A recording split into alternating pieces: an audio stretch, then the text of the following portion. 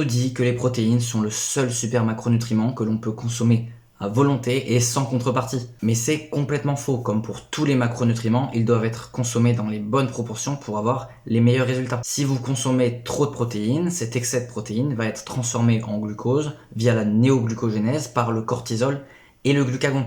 Des hormones stressantes qui vont au bout du compte réduire votre métabolisme basal, qui ne vont pas vous aider à perdre de la masse grasse et à prendre du muscle. De plus, la transformation de l'acide aminé en glucose plus l'évacuation et l'élimination de l'urée, qui est un déchet de cette conversion de l'acide aminé en glucose, coûte de l'énergie. Ce qui fait qu'au bout du compte, vous avez 30% d'énergie en moins par le glucose, parce que 30% de cette énergie qui va donner cette molécule de glucose va être utilisée dans cette fabrication du glucose et l'élimination des déchets dans cette fabrication. Donc, c'est moins efficace d'avoir de l'énergie qui vient des protéines que du glucose, en plus de l'effet que ça a sur votre cortisol. Donc vous devez viser les 1,8 g de protéines par kilogramme de poids de corps.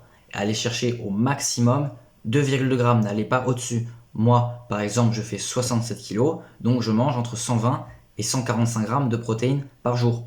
Et je parle bien pour votre masse grasse optimale. Si vous êtes obèse ou en surpoids, n'allez pas consommer autant de protéines que votre poids. Faites comme si, imaginez votre masse grasse idéale et calculez vos macros à partir de cette masse-là.